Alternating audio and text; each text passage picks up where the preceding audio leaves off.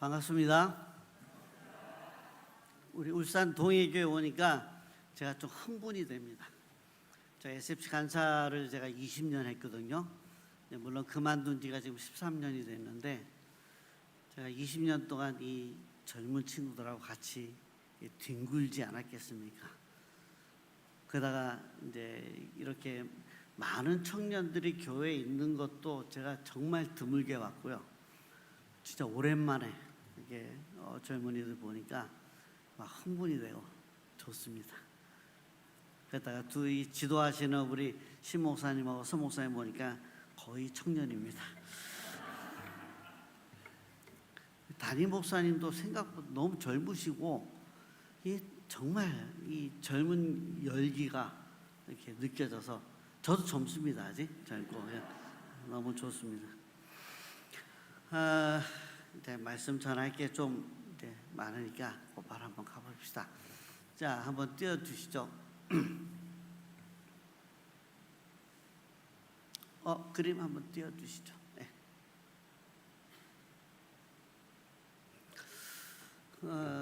먼저 우리 한국 교회에 우리 교인들이 한 얼마나 될까라고 할 때에 교인은 거의 한 20%로 봅니다. 그래서 이게 이제 자료가 나온데 2010년에서 뭐 이제 그다지 그게 변하지 않아서 그대로 지금 쓰고 있는데 한 20%, 그러니까 5명 중에 1명은 크리스찬이에요. 근데 그게 지역별로 여러 이제 상황이 달라요. 서울 같은 경우는 거의 한 30%까지 볼 수 있고요. 어느 도서 지역에 가면 2%, 뭐 1%, 2% 정도밖에 안 되는 지역도 있고요. 첫 평균적으로 볼 때 한 20%인데 그게 그렇게 중요한 건 아니고요. 제가 지금 보여드리려고 하는 것은 이 연령별 이 기독교인의 분포입니다. 자, 연령별로 우리 분포를 놓고 보면 먼저 어떤 식으로 연령을 나누냐 하면 65세 이상을 우리가 노인 그렇게 얘기합니다. 자, 그 다음에 35세부터 이제 장년 그렇게 얘기하고요. 그다음에 청년은 19세부터 34세까지 그렇게 이제 보고 그 이하는 우리가 이제 교회 학교 아이들로 그렇게 얘기합니다. 자, 근데 이렇게 분포를 이제 이렇게 구분을 해놓고 어느 정도로 될까 한번 보니까는 노인들의 65세 이상의 노인들이 60%. 별로 놀라지 않습니다. 지금 이게 이제 교회마다 지금 이 정도야? 이렇게 얘기하시는데 그 다음에 이제 이 장년들 35세 이상부터 31%. 자, 그러면 이 장년과 노년을 합하면 몇 프로입니까? 91%, 90%가 넘습니다. 남아있는 거 우리 아이들, 교회학교 아이들과 우리 청년들이죠. 자, 청년들은 5%. 그다음에 우리 교회학교 아이들은 4%. 물론 코로나 지내면서 조금의 전체적인 그 숫자는 줄은 부분이 있지만 비율에 있어서는 그다지 차이는 없습니다. 자, 여러분 보시다시피 지금 우리나라에 있는 지금 크리스찬들이 전체가 한 20% 된다 치더라도 그 안에 있는 내용들을 보면 거의 다가 장년, 노년들이라는 거죠. 젊은이들이 없어지는 거죠. 근데 제가 지금 다음에 드릴 말씀이 조금 더 충격적이에요. 젊은이들이 교회를 떠나고 있다. 자, 이 젊은이들이 교회를 떠나는데 어느 정도로 떠나냐 그러면 주일학교 때부터 열심히 교회에 나왔던 아이들이 이제 청년부로 넘어가서 이 청년부, 대학 청년부에 정착하는 비율. 지금 우리 1청년, 2청년에서 2청년에 이제 그 정착하는 비율을 보니까 뭐 중간에 오고 뭐 청년에 온 사람들 빼더라도 주일학교 때부터 그 교회를 그대로 다녔는데 이 친구들이 20%다. 별로 와닿지가 않죠. 자, 100명이 되는 아이들이 있어요. 교회에 주일학교 아이들이. 이 아이들이 중학교 넘어갈 때에 거의 절반 정도가 빠집니다. 떨어집니다. 절반만 떨어지면 참 좋겠습니다만 거의 30% 이상 떨어지는 교회들이 많고요. 그다음에 중학교에서 고등학교 올라갈 때의 입시와 여러 가지 핑계에 대해서 반 이상이 떨어집니다. 그럼 100명에서 50명, 50명에서 한 이제 30명 떨어지면 한 20명 정도 남는 거죠. 20명 중에서 지금 청년 대학부에 정착하는 비율이 20%. 그럼 몇 명이에요? 4명. 많아야 5명. 100명의 아이들이 교회에 분명히 있었어요. 근데 이 아이들이 지금 청년에 올라가 있는 친구들은 전체 4명, 5명 정도밖에 없다라고 하는 거죠. 그래서 저는 이제 이 이야기를 하고 난 다음에 우리 청년들을 보면서 천연 기념물 그렇게 얘기를 합니다. 여러분들은 지금 우리 울산 동의교회는 천연 기념물이 너무 많아서 별로 희소 가치가 없죠. 근데 다른 교회들은요, 청년의 자체가 없어진 교회가 많고요. 청년들이 교회를 다 떠나는 그런 입장입니다. 코로나로 인해서 많이 떠난 인구 중에 하나가 청년이에요. 그래서 지금 이 문제는 대단히 심각한데, 문제는 왜 떠나느냐 하는 거예요. 3가지로 분석을 해봤어요. 첫째는 뭐냐면 부모 세대를 포함한 기성세대들에 대해서 신앙적인 회의를 가져왔다는 거죠. 교회에서 전부 정말 귀한 신앙의 일꾼들이죠. 우리 참 선배님들이고, 근데 가정에 가고 일터에 가고 이웃들과의 관계 속에서 이분들의 신앙의 모습들이 나타나지 않는다. 매스컴을 통해서 우리 기성 크리스찬들이 사회에서 어떻게 역할을 하고 있는가 했더니 긍정적인 부분보다는 부정적인 부분이 훨씬 더 많더라는 거죠. 50 청문회 이후로 드러난 일 중에 하나는 교회 중직자라고 하는 분들이 이제는 온갖 거짓말과 온갖 그런 잘못들을 저지르고도 뻔뻔한 모습을 가지고 있더라는 거고요. 목사들이 이제 어떤 그런 성적인 범죄를 저지르고 이런 일들이 너무 많이 그렇게 나타나고 있다는 거죠.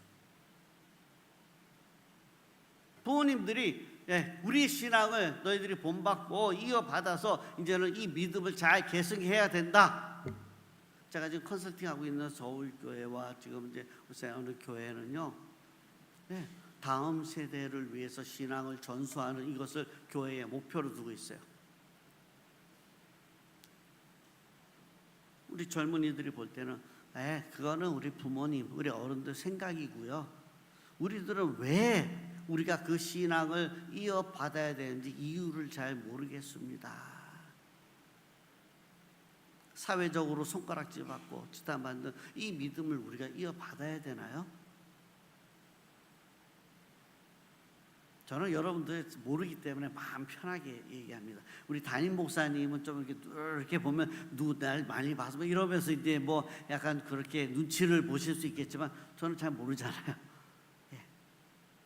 우리 울산 동해교회는 우리가 없다고 생각하지만 그러나 지금 이런 일들이 우리 젊은이들 눈에 보여지고 있다라고 하는 사실이고요. 그것 때문에 신학자의 회의를 느끼고 교회에 안 나오더라. 두 번째로는요, 이제는 성경이 권위 있게 가르쳐지지 않고 있다라고 하는 거죠. 하나님의 말씀인 이 성경은 결국 우리 신앙을 이제 이어받게 하고 신앙을 지지하는 아주 중요한 잣대예요. 근데 이 말씀이 권위 있게 가르쳐지지 않는다? 죄가 무엇인지, 죄의 용서가 무엇인지, 은혜가 무엇인지 말씀을 통해서 그렇게 가르쳐지는데, 문제는 이 말씀이 설교 시간에 들려지고 그 외에는 말씀을 공부하는 그런 일들이 없다는 거. 특히 우리 청년들 주일학교를 지내고 중고등부를 지내오면서 이 말씀이 권위 있게 가르쳐지지 않고 있더라는 거죠. 어느 청년이 고백합니다. 거기 SNS에 글을 올렸어요. 저는 이제부터 교회로 옮기려고 합니다. 많은 우리 어르신들이 저를 욕하지 않아 주셨으면 좋겠습니다. 이유는 우리 교회에서는 내가 하나님 말씀을 더 깊이 있게 공부할 수가 없고 이 갈급함을 채울 수가 없기 때문입니다.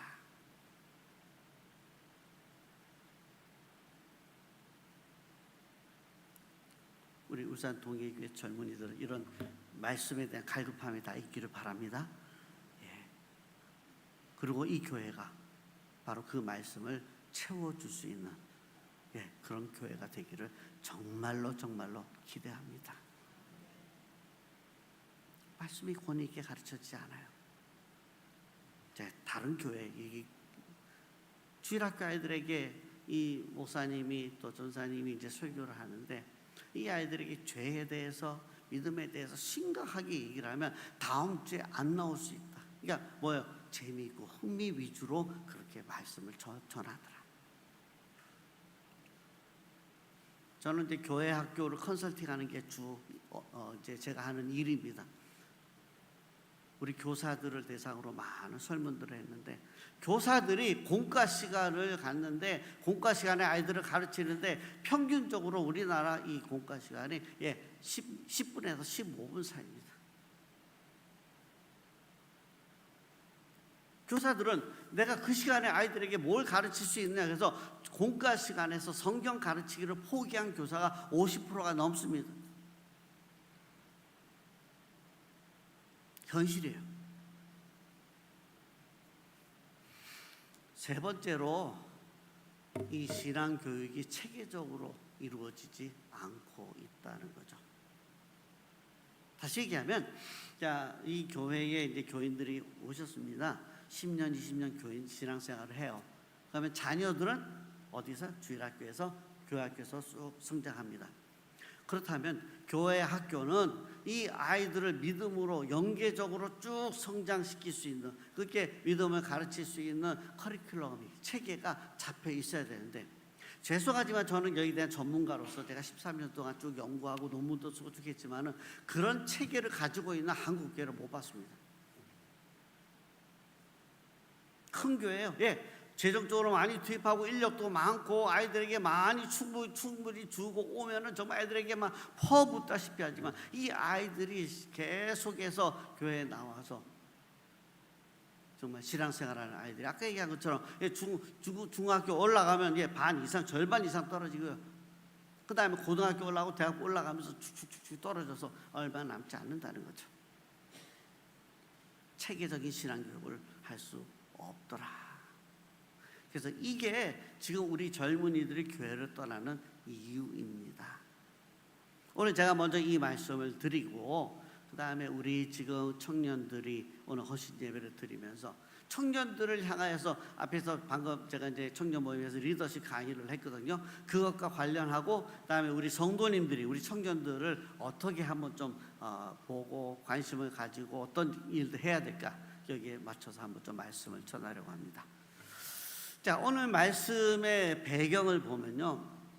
지금 이스라엘이 이제 출애굽해서 이제 하나님이 주신 가나안 땅을 향해서 지금 오고 있습니다. 지금 보는 이 부분들이 바로 이제 이스라엘 땅이죠. 자, 근데 요 가운데 있는 게 이게 요단강입니다. 그러니까 요단강 사이에 두고 요단 서편과 이제 동편으로 이렇게 나누어지는데 쭉 이제 광야를 거쳐서 쭉 오다가 이제 요단 동편에까지 왔어요. 이제 가나안 전쟁을 통해서 이제 이 땅을 정복을 하면 된다는 것이죠. 자, 근데 와서 딱 보니까 요단 동편에 굉장히 수풀이 무성하고 그 다음에 뭐 이제 목축업을 하고 있는 이스라엘에 있어서는 너무 좋은 땅이에요. 그래서 루벤 지파, 갓 지파 그리고 므낫세 지파의 반, 이 두 지파 반의 이 지도자들이 리더들이 이제 모여서 결정을 합니다. 우리 이 땅을 우리가 갖자. 나중에 이 정복 전쟁을 마치고 난 다음에 땅을 분배할 때 우리는 이 땅을 달라고 하자. 그래서 이제 모세에게 찾아가서 이제 이야기를 합니다.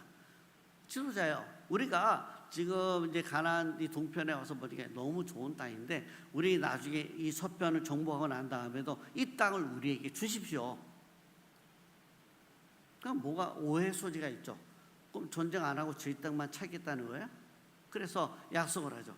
그러면 우리가 전쟁이 끝날 때까지 가장 앞서서 우리가 이 전쟁을 치르도록 하겠습니다. 약속을 하고 그리고는 이제 전쟁을 시작하게 되어집니다. 7년 동안 7년 반 정도 7년 정도에 이제 이제 이 가나안 전쟁이 이루어지고 이제 전쟁이 다 끝났습니다. 이 두 지파 반이 이제 요단강을 건너서 이제 자기 땅으로 이제 가게 되었지죠. 건너서 이제 가면서 요단 동편에 어느 언덕에 이르러서 그 요단강과 이제 그 서편에 있는 큰 넓은 땅들을 쭉 봅니다. 그동안 있었던 일들이 이제 주마등처럼 쫙 지나가죠. 갑자기 문득 그들의 눈에 들어오는 게 있었어요. 바로 요단강이죠. 그리고는 뭔가 굉장히 많은 고민들을 하더니 그 지도자들이 모여서 이야기를 합니다. 자, 이제 뭐 하더니 이제 결정을 하고 움직여서 하는데 그게 뭐냐 하면은 바로 이런 이제 단을 쌓는 일이었어요. 요단 동편 그 언덕 위에 이런 큰 단을 쌓는데 멀리서 보면 무슨 제단 같기도 하고 뭐 여러 이제 모습이 보이는 거죠. 자, 근데 이것을 본 요단 서편에 있는 지파들 9개 지파 반이 모여서 이제 그 지도자들이 모여서 이야기를 합니다. 그러더니 안 된다. 이거 그대로 놔둬서는 안 되겠다. 그래서 군대를 일으켜서 이제 요단강을 앞에 두고 나서 이 동편에 있는 지파들에게 얘기합니다. 너희들 그 하는 거 중지해라. 자, 무슨 일 때문에 그럴까요? 두 가지예요. 자, 하나는 뭐냐면 이 요단 동편에 이 단처럼 보이는 어떤 이 일들을 두고 이제는 이게 마치 우상 숭배하는 어떤 그런 이 위험이 있는 걸로 보인 거예요. 그래서 이미 앞에 이게 바알 브롯의 사건이라고 해서 이제 이스라엘 백성들이 이제 시딤에 머물 때에 이 미디안 여인의 유혹을 받아가서 그리고는 모압의 바알을 섬기는데 이때 하나님이 그들을 쳐서요 24,000명이 죽고 연병으로 죽고 근데 거의 뭐 멸망의 단계에 그렇게 이를 뻔했던 일들이 있었다는 거죠. 거의 한 지파가 날아갈 그럴 정도의 위기였어요. 그래서 지금 저 제단에 이방 신들을 섬기고 그리고 여기서 이제 하나님이 진노하시면은 우리가 또 바알 브롯의 사건이 일어나면 우린 다 전멸할 수 있다. 그건 안 된다. 첫 번째 이유. 두 번째 이유는 뭐냐면은 이걸로 인해서 우리 민족이 이제는 둘로 나눠질 수 있다라는 거죠. 요단강을 사이에 두고 동편에 있는 이 지파들과 서편에 있는 지파들로 나눠지고 세월이 오래 가면서 왕복이 줄고 다음 자손 넘어가게 되면은 이제는 이게 어쩌면 두 개의 나라로 보여질 수 있다라는 거죠. 하나님이 세우신 나라가 인간의 어떤 의지로 인간의 어떤 생각을 해서 둘로 나눠지는 것은 곧 멸망을 의미한다는 거죠. 자, 그래서 이런 일들을 두고 이 요단 서편에 있는 이 지파들이 너희들은 그거 그만하지 마라, 그만해라 하고 이제 경고를 하게 되어집니다. 자, 그때에 요단 동편에 있는 두 지파 반이 그에 대해서 이제 해명을 합니다. 그 해명을 하는 말씀이 오늘 읽은 본문이에요. 여호수아 22장에 있는 이 말씀인데, 자, 이 말씀의 요지는 그렇습니다. 자, 여러분들이 보는 것처럼 제단처럼 보이고 뭐 이렇게 하지만 이건 절대 이 제단이 아니다. 이거는 증거의 단인데 무슨 증거냐? 자, 세월이 흐르면서 이 요단강을 두고 왕래가 줄었을 때에 나중에 자손들이 구대 자손들이 야, 너희는 누구냐? 하나님 믿는다면서 믿지 마라.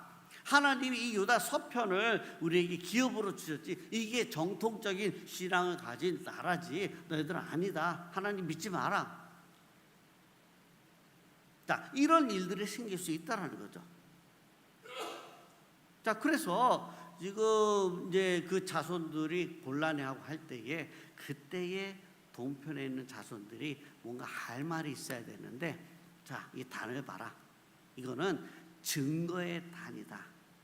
너희와 우리가 같은 하나님을 섬기고 있는 그런 동일한 그런 하나님의 백성이다. 이걸 위해서 우리 선조들이 이 단을 증거의 단을 쌓았다라고 설명을 하는 것입니다. 자, 먼 훗날에 다음 세대에 어떤 일이 벌어질까 이들을 위해서 이제 증거의 단을 쌓았다라는 이 말에 대해서 오늘 30절에 보니까 뭐라고 했어요? 이 말을 어떻게 해요? 좋게 여긴지라. 저는 먼저 이 말씀을 이제 본격적으로 자기 전에 이 이야기 드리고 싶어요. 정말 건강한 하나님의 공동체, 건강한 교회는 어떤 교회인가? 예, 믿음의 말을 했을 때에 옳게 여길 수 있는 교회입니다. 기도하고요. 정말 이 일이 옳다라고 여기서 하나님 앞에 정말 그 말씀을 통해서 확인하고요.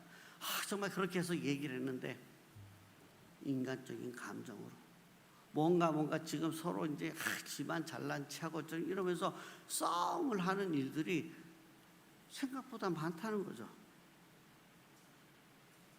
믿음으로 한 말이라면 이게 믿음으로 한 말이라고 여겨질 때, 인정이 되어질 때 옳다고 얘기하고 인정하고 우리가 하나가 되어질 수 있어야 된다는 거죠.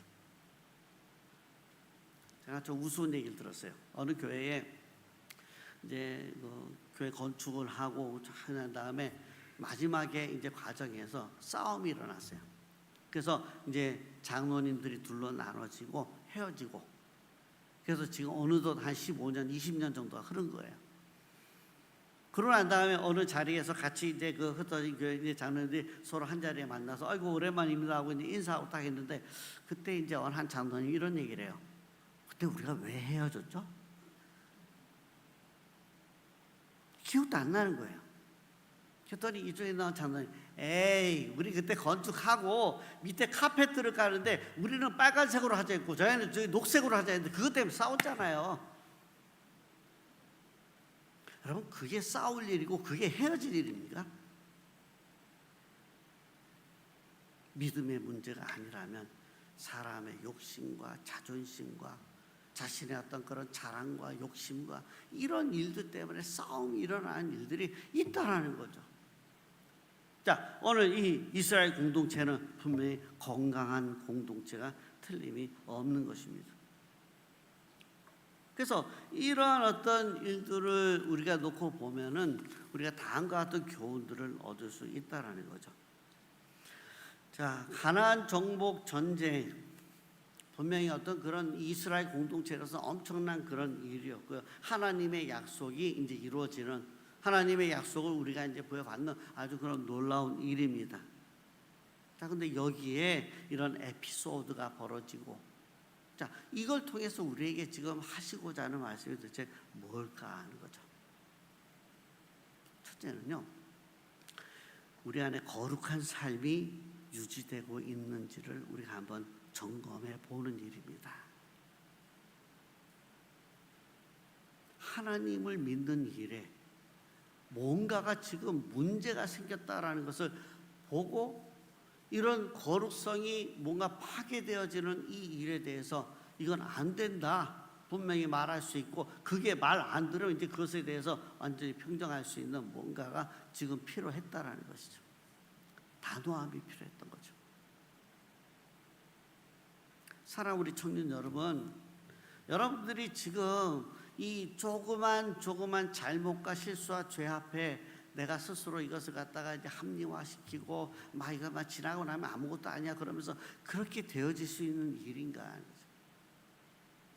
요단강 별거 아니에요.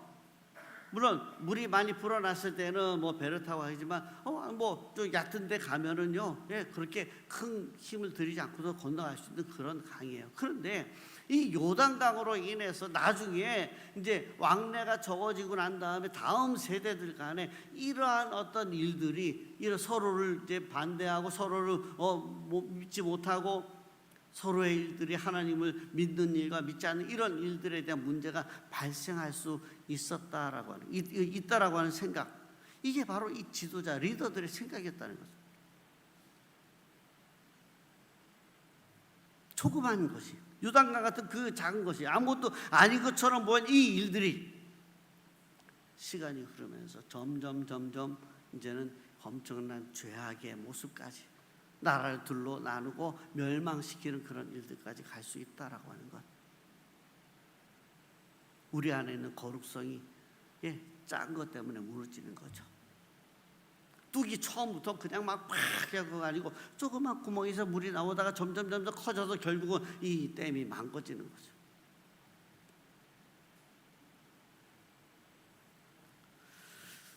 코로나를 지내면서 많은 여러 가지 교훈이 있지만은 그러나 아주 중요한 교훈은 그 거품 같은 어떤 그런 신앙, 이 신앙들이 이제는 아니 이제 나가서 교회가 이제 뭐 줄었다, 뭐 몇 명이 있었는데 몇 명이 줄었다. 제가 그 얘기 들을 때마다 목사님들에게 그런 얘기를 합니다. 아닙니다. 오히려 이 일로 인해서 하나님께서 이제는 참 믿음의 공동체를 이루고 가시는 과정으로 그렇게 생각하시고 이제부터 하시면 됩니다.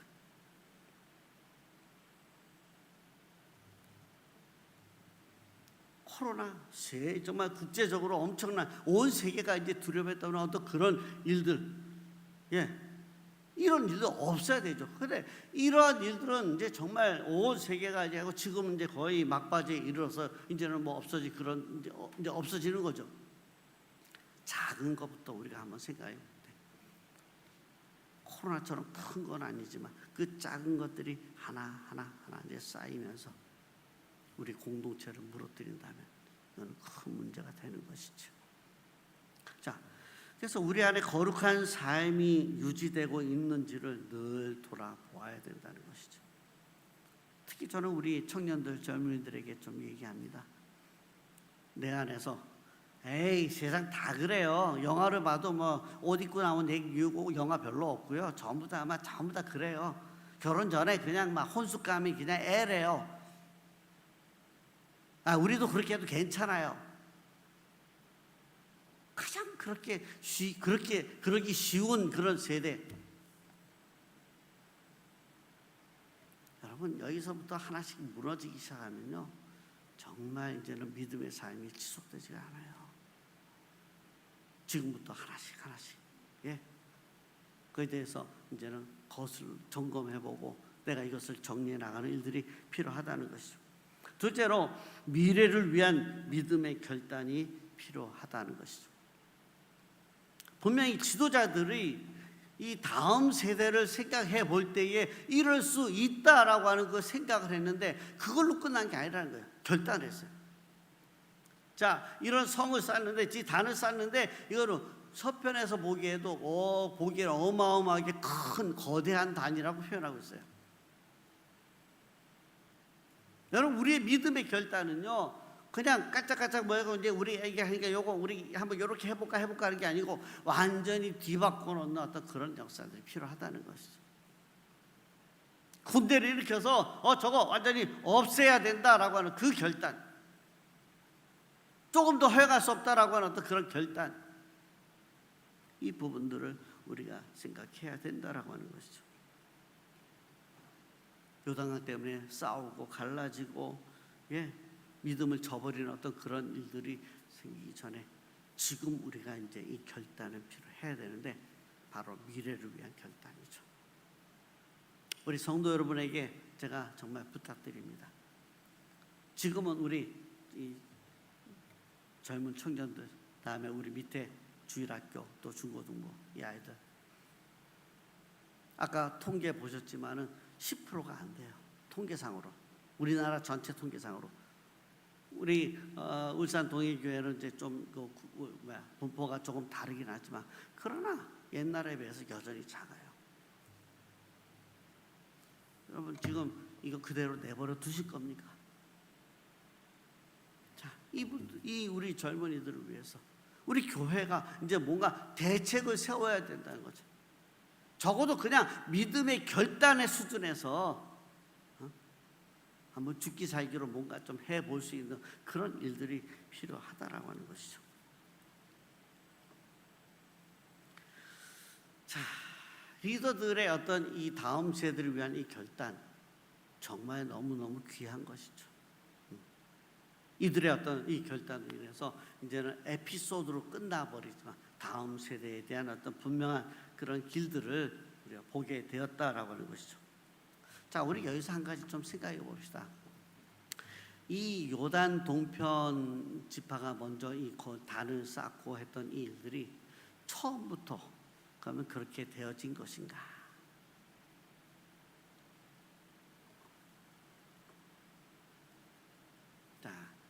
아까 얘기한 것처럼 지금 이 눈에 보이는 이제 목축업을 하기 좋은 이 땅, 그야말로 눈이 뒤집히죠. 우리 이제 서평까지 갈 필요 없다. 우리 이거 눈에 보이기 좋은 땅을 먼저 덥석 물은 것이 이 두 지파 반이에요. 근데 이 후에 어떤 일이 벌어졌습니까? 자, 여러분 이 지도에서 보면은 지금 이 이방 민족들이 이제 지금 이스라엘에 쳐들어오는 겁니다. 근데 이 요단강 이 동편부터 이제 쳐들어오죠. 난리를 칩니다. 빼앗고 또 거기서 이제 뭐 죽이고, 여러 가지 지금 난리를 치는 일들이 이제 벌어집니다. 그때에 서편에 있는 지파들은 보면서 야 동편 이거 큰일 났다. 우리 준비하자. 그래갖고 이제 방어 준비를 하죠. 여러분 이스라엘 역사를 두면서 이런 일들이 지금 여러 번 그렇게 일어나는데 이 일들을 두고 동편에 있는 이 후손들은 이 선조에 대해서 이 결정을 했던 이 선진들에 대해서 어떻게 생각했습니까? 평생 원망하고 정말 왜 이런 여기를 결정했을까라고 하는 그런 생각들을 안 할 수 없다라고 하는 거죠. 이들이 이 일을 선택한 기준은 뭡니까? 눈에 보이기에 좋은 것들이었어요. 지금 당장 우리가 뭘 하려고 할 때에 지금 눈에 보이는 것들이 막 있는데 이걸 위해서 하나하나 자꾸 이렇게 하다 보니까 결국은 후손들에게 평생 원망을 들을 수 있는 어떤 그런 모습이 되어 버렸다라고 하는 것이죠. 자, 그럼 도대체 이들은 이런 일들을 이제 이게 다른 것을 처음부터 알았으면 괜찮은데, 자, 나중에 지금 이게 이런 일들을 이제 어떻게 나중에 해결했습니까? 바로 가나안 정복 전쟁입니다. 이들이 이런 통찰력을 갖게 되어진 어떤 그런 이 속에는 가나안 정복 전쟁이 있었다는 것이죠. 그들은 약속대로 맨 앞에서 싸움이 끝날 때까지 열심히 싸웠습니다. 자, 그런데 문제는 이 가나안 정복 전쟁이 어떤 전쟁인가라고 하는 거예요. 바로 믿음의 전쟁이었어요. 하나님께서 작전 명령을 태워서 주면 그것에 대해서 시행하면서 믿음으로 승리했던 이 전쟁이 가나안 정복 전쟁이죠. 처음에 우리가 여리고성 전투를 봅시다. 엄청나게 큰 성이에요. 여리고성 어떻게 이거 무너뜨렸죠? 최신 무기를 가지고 그냥 와서 팍 하고 작살냈습니까? 아니요. 작전 명령, 자, 첫날 한 바퀴 빙 돌고, 둘째 날 또 한 바퀴 돌고, 셋째 날, 넷째 날, 일곱째 날은 어떻게? 7바퀴 돌고 어떻게 소리를 와 질렀더니 성이 안에서부터 바깥으로 무너졌더라. 믿음의 전쟁이죠. 하나님이 주신 명령대로 움직였더니 하나님께서 승리하게 하셨다. 근데 이 정복전쟁이 그렇게 믿음으로만 끝냈느냐? 아니요. 그 다음 전투 아이성 전투에서부터 하나님의 명령을 어기는 일들이 발생했을 때에 또 실패하고 다치고 죽고 이런 일들이 있었고, 죄의 문제를 해결하자 또 그 문제, 그것을 또 우리가 정복했고, 이게요, 이 정복전쟁이 있는 동안에 쫙 일어났는데 그 일들을 가장 앞에서 본 사람들이 있어요. 누구예요? 동편 지파의 사람들이죠. 그들은 전쟁을 하면서 깨달은 것이 있어요. 와, 우리가 믿음으로 살면 이기고 승리하고 하나님이 우리에게 큰 그 은혜를 베푸시더라. 그런데 불순종하고 정말 믿음에서 벗어났을 때 우리가 형편없이 깨지고 죽고 다치고 그렇게 하더라.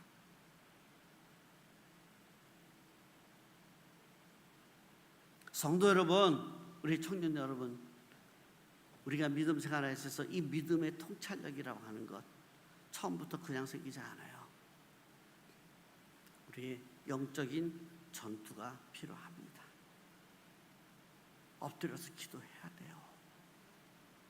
새벽 기도 때 보면요, 꼭 우리 기도하시는 자리가 다 있어요. 우리 여기 김장로님, 여기 박권사님, 김지사님 자리가 다 그렇게 있더라고. 꼭 그 자리에 많이 앉으세요. 꼭 그런 건 아니지만. 근데 그게 이제 뭐 기도 이제 늘 기도 열심히 하시지만 어떨 때 이제 졸다 이렇게 가기도 하고, 뭐 저도 그렇잖아요. 근데 그게요, 언제 힘을 발하냐면 문제가 생겼을 때.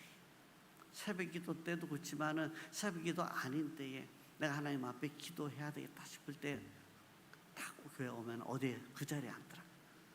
기도하는 거예요. 거기서 내가 영적인 전투를 벌였고 하나님의 도우심을 우리가 받았고 하나님의 은혜를 깨달았고 믿음으로 살아야겠다는 그런 힘들을 부여받은 것이 바로 그것이거든요.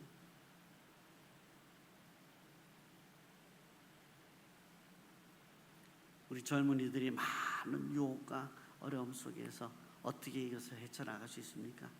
지금부터 조그만 우리 있는 자리에서 영적인 전투를 훈련하십시오. 엎드려 기도하는 것, 우리가 말씀을 통해서 말씀의 지혜를 얻는 것 얼마나 중요한지 몰라요.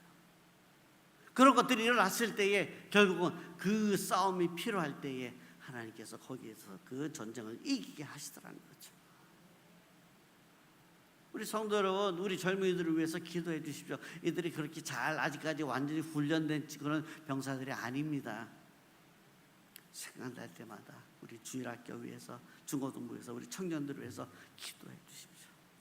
이들이 영적인 전투를 잘 감당하고 지금부터 잘 훈련해서 이 세상을 믿음으로 잘 이겨나가게 해 주옵소서. 말씀을 맺겠습니다.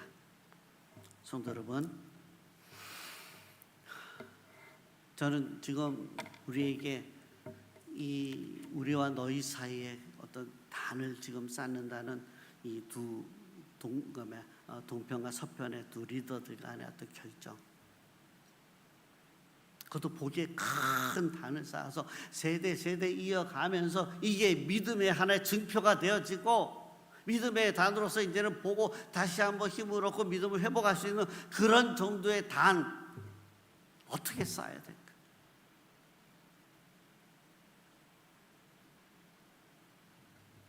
이게 지금 우리에게 남겨진 중요한 숙제입니다.